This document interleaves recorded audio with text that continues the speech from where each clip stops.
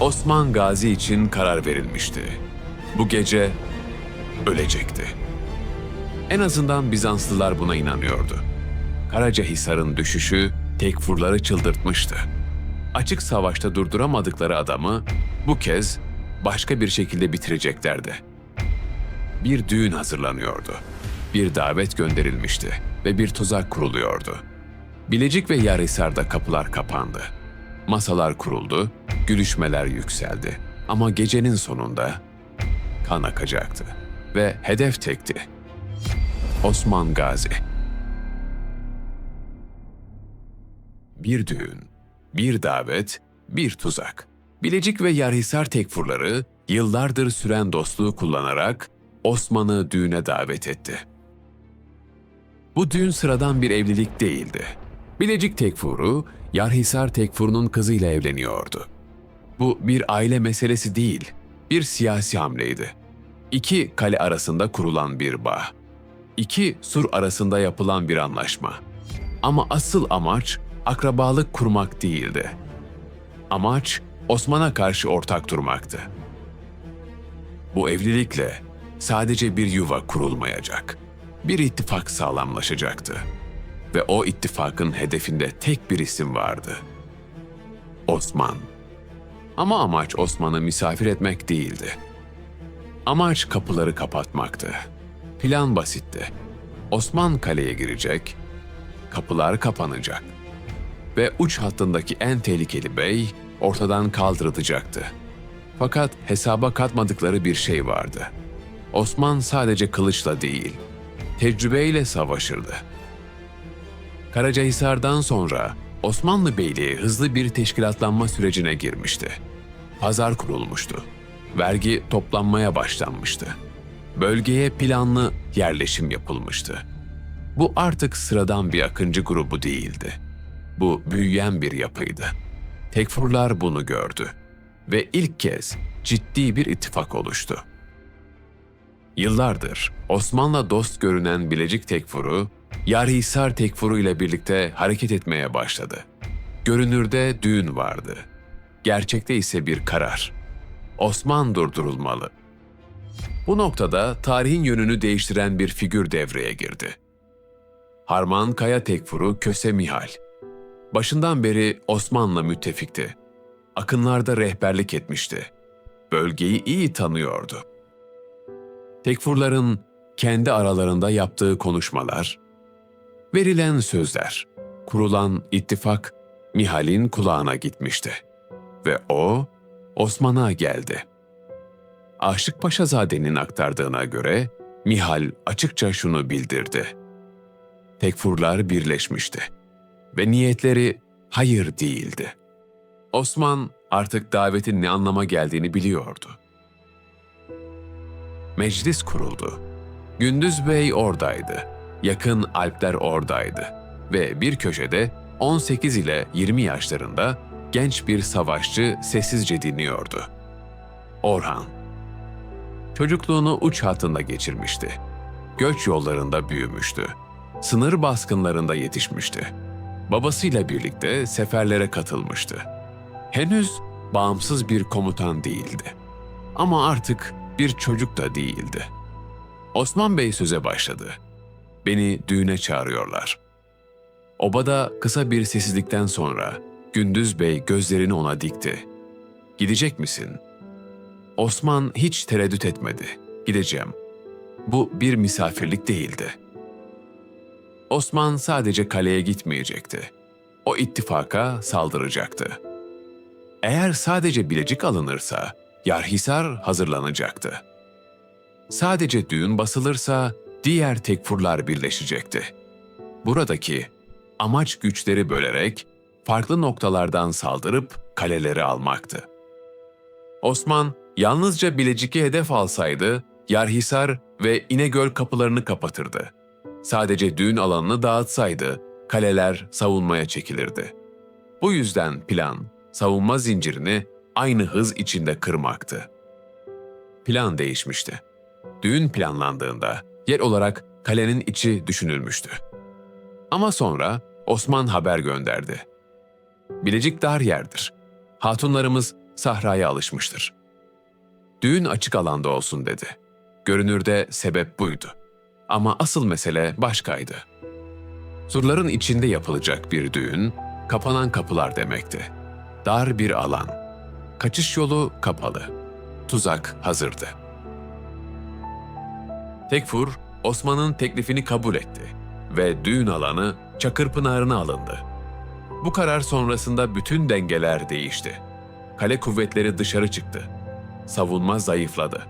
Osman açık arazide manevra üstünlüğü kazandı. Bu bir yer değişikliği değildi. Bu, tuzağın yönünü değiştirmekti. Bunun sayesinde Bilecik Kalesi'ndeki kuvvetler uzaklaştırılacak. Bir kısmı Çakırpınar'ındaki düğüne katılacaktı ve yıllardır süren bir gelenek kullanılacaktı.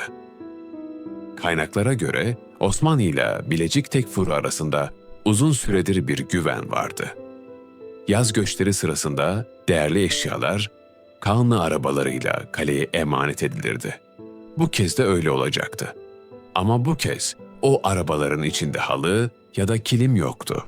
Silahlı alpler vardı. Osman planı açıklarken bir an durdu. Gözleri Orhan'a döndü. Bu gece sadece bir tuzak bozulmayacaktı. Bu gece bir nesil sınanacaktı. Orhan bu operasyonda yer alacaktı. Henüz ön safta değil ama hareketin içinde. Çünkü Osman artık yalnız kendisi için değil, kurduğu düzen için savaşıyordu. Göç bahanesiyle kadınlar ve yükler hazırlandı. Bilecik'e doğru ilerledi. Kalede az asker vardı.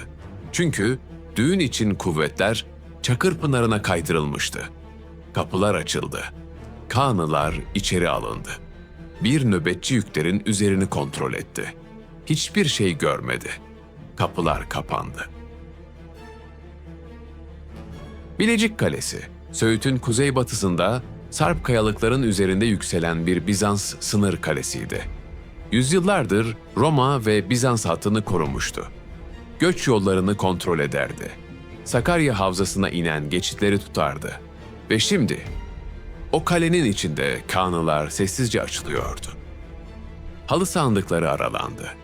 İçlerinden kılıçlar çıktı. Alpler gölgeler gibi dağıldı. Bilecik içeriden çözülüyordu. Söğüt burada. Bilecik hemen kuzeybatıda. Yarhisar biraz daha doğuda. İnegöl ise güneybatıya doğru uzanan hattın kilidi. Bu üç kale birlikte bir savunma zinciriydi.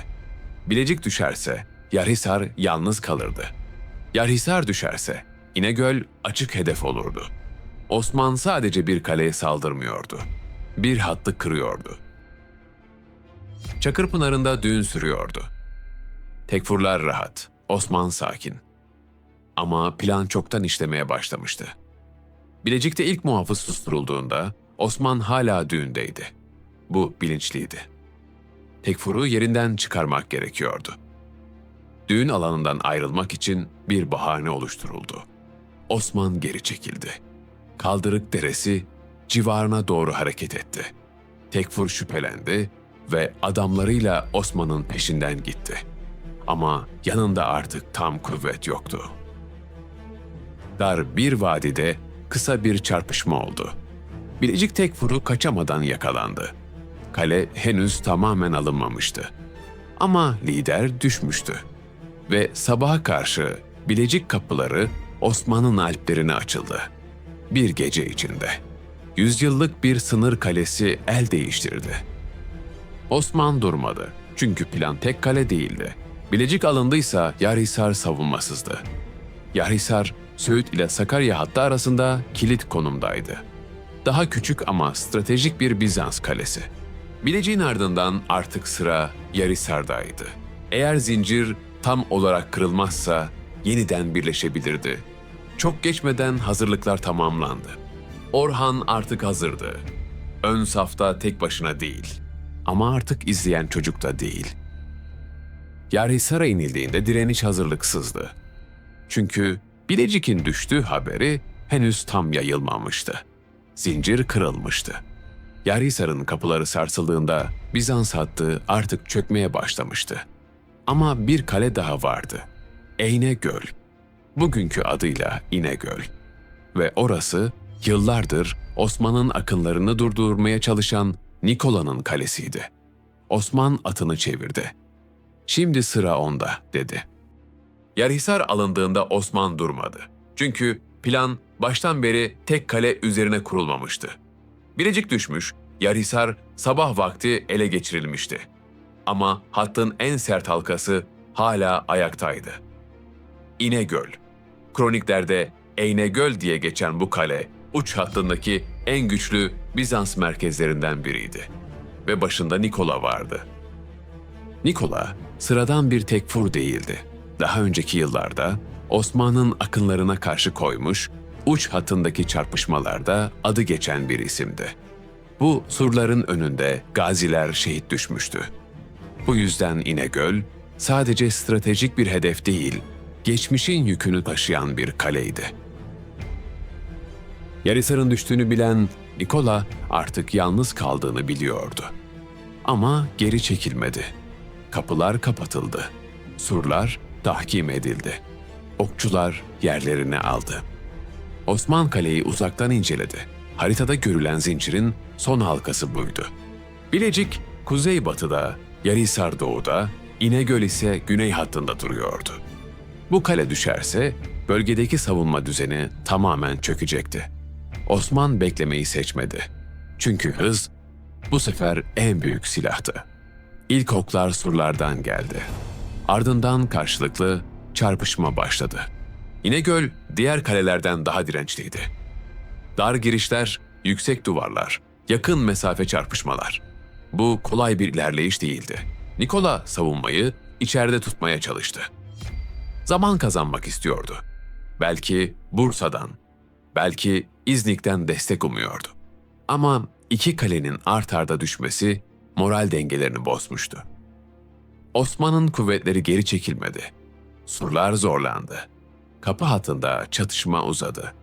Bu bir baskın değil, açık bir meydan çarpışmasına dönüştü. Sonunda savunma hattında bir gedik açıldı. Alpler içeri sızdı. Avlu dar, çarpışma göğüs göğüseydi. Nikola geri çekilmedi. Kroniklerin aktardığına göre Tekfur öldürüldü.